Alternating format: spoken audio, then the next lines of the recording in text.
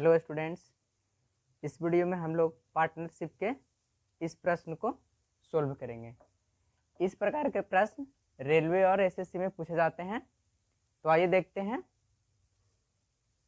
प्रश्न है, मोहित, रोहित और आयुष एक व्यवस्था में साझेदार हैं। मोहित, जिसका पैसा 5 महीने के लिए इस्तेमाल किया गया है और वो लाभ का 1/16 दावा करता है। रोहित, जिसका पैसा 4 महीने के लिए इस्तेमाल किया गया है और वो 1/3 लाभ का दावा करता है। आयुष ने 10 महीने के लिए 1537 रुपये का निवेश किया था। मोहित और रोहित ने क्रमशः कितने पैसे का योगदान दिया। मतलब हमको प्रश्न ये कह रहा है कि मोहित और रोहित जो है वो इस पार्टनरशिप में कितने पैसा लगाया था शुरू में, वो हमको प्रश्न में निकालना है। देखते हैं। एक मोहित है, एक रोहित है और एक आयुष है। ये जो है मोहित जो है वो 1/16 लाभ का दावा कर रहा है और रोहित जो है वो 1/3 लाभ का दावा कर रहा है। तो पहले हम लोग 16 और 3 के एलसीएम ले लेते हैं।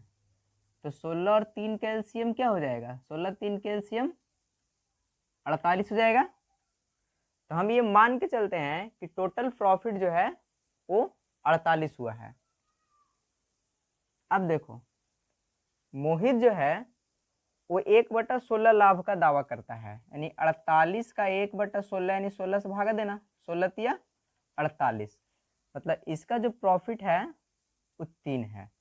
उसी प्रकार रोहित जो है 1/3 लाभ का दावा करता है, यानी 48 का 1/3 मतलब 48 में 3 से भागा देना, यानी कि 16 तिया 48। मतलब ये 16 यूनिट का लाभ का दावा करता है। टोटल हमको जो प्रॉफिट माने थे वो 48 यूनिट माने थे। तो इसमें आयुष का जो बचा वो कितना बचा? तो 48 माइनस 16 3 19 घटा देंगे, एक पैंचा लेंगे यहाँ पे, तो 18 में से 9 गया 9, यहाँ बच गया 3, 3 में से 1 गया 2। मतलब कि आयुष का जो प्रॉफिट का यूनिट बचा वो 29 बचा है। ये हमारा रेशियो भी एक तरह से आ गया। अब दिया हुआ है कि मोहित 5 महीने के लिए निवेश किया। टाइम दिया हुआ है मोहित 5 महीने के लिए। उसके बाद रोहित जो है वो 4 महीने के लिए इस्तेमाल किया है। उसके बाद आयुष जो है वो 10 महीने के लिए पैसा इस्तेमाल किया है। तो ये हमारा टाइम का रेशियो हो गया, ये हमारा प्रॉफिट का रेशियो आ गया, ये हमारा टाइम के रेशियो आ गया। अब हम लोग इन्वेस्टमेंट के रेशियो निकालेंगे। क्यों? क्योंकि यहाँ पे आयुष का इन्वेस्टमेंट दिया हुआ है, तो रेशियो में बराबर करने के लिए क्या करेंगे? इन्वेस्टमेंट के रेशियो आएगा, तभी तो हम लोग इसके बराबर मिलेंगे। तो इसके निकाल लेते हैं इन्वेस्टमेंट का रेशियो। हम लोग कैसे निकालते हैं कि जो प्रॉफिट होता है वो डायरेक्टली प्रोपोर्शनल होता है इन्वेस्टमेंट इनटू टाइम के। तो हमको इन्वेस्टमेंट के रेशियो चाहिए, तो इन्वेस्टमेंट डायरेक्टली प्रोपोर्शनल क्या होगा? प्रॉफिट बाय टाइम हो जाएगा। यानी कि इन्वेस्टमेंट निकालना है तो प्रॉफिट में टाइम से भागा देंगे। यहाँ भी 16/4, यहाँ भी 29 हो जाएगा 10।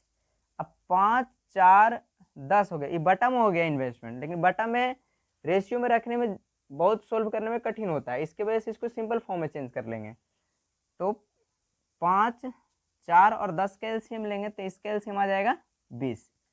अगर यहाँ से निकालेंगे तो इसको अगर हम भागा देंगे तो 5 चौको 20, 4 बार में कटेगा, तो 3 चौको हो जाएगा इन्वेस्टमेंट इसका 12, 4 पचे 20, 16 पचे 80 और इसका इन्वेस्टमेंट आएगा 10 दूनी 20, 29 दूनी के 58। ये भी अभी 2 से कटेगा, 2 छके 12, 40 दूनी 80 और 29 दूनी 58। ये हमारा आ गया इन्वेस्टमेंट का रेशियो। अब बुक में जो कह रहा है, प्रश्न में जो कह रहा है वो ये है कि आयुष ने 10 महीने के लिए 1537 रुपये का इन्वेस्ट किया है, यानी निवेश किया है, लेकिन हम लोग कितना लाए हैं 29, यानी कि 29 यूनिट का जो वैल्यू है वो है 1537 रुपये। तो 1 यूनिट की वैल्यू क्या हो जाएगा 1537 बटा 29, इसको काट लेंगे तो 29 से अगर 30 बचे 150, 153 है तो 4 5 मरतबे लाएंगे तो 29 बचे कितना हो जाएगा 145, 5 बार में लगा दिए ये। अब 45 5 50 यानी 8, 29 दिया 87, 53 मरतबे में, मतलब कि 1 यूनिट का वैल्यू जो आ गया वो 53 आ गया। तो प्रश्न में क्या कह रहा है कि मोहित और रोहित ने क्रम से कितने पैसे का योगदान दिया या इन्वेस्ट किया। मोहित और रोहित का इन्वेस्ट निकालना, कितना उन्होंने इन्वेस्ट किया है। तो मोहित जो इन्वेस्ट किया है वो कितना यूनिट किया है 6 यूनिट,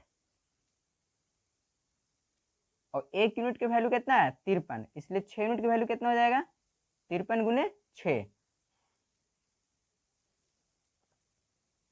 53 गुने 6, 6 तिया 18 का हाथ में 1, 6 पचे 30 और 1 31, यानी कि 318 रुपये का मोहित इन्वेस्ट किया है। और रोहित का ही पूछ रहा था, रोहित जो है वो कितना यूनिट इन्वेस्ट किया है 40 यूनिट, और 1 यूनिट का वैल्यू कितना है 53, इसलिए 40 यूनिट का वैल्यू 40 गुने 53, 1 यूनिट का वैल्यू 53 है तो 40 यूनिट का वैल्यू 40 गुने 53। तो 40 में अगर हम 53 से गुना करेंगे तो 3 में जो से गुना किया 0, 3 चौको 12, 5 में 0 से गुना करेंगे तो 0, 5 चौको 20, 0 12 के 2 हाथ में 1, 20 और 1 21, मतलब कि रोहित का जो इन्वेस्टमेंट आया वो 2120 रुपये आया। और हमको प्रश्न में यही पूछ रहा था कि मोहित और रोहित ने कितने पैसे का योगदान दिया, यानी कितने पैसे का इन्वेस्टमेंट किया। तो ये हमारा आंसर हो गया, मोहित ने 318 रुपये का योगदान दिया और रोहित ने 2120 रुपये का योगदान दिया। ये हमारा आंसर हो गया। Thank you. इस वीडियो में इतना ही, बाकी नेक्स्ट वीडियो में।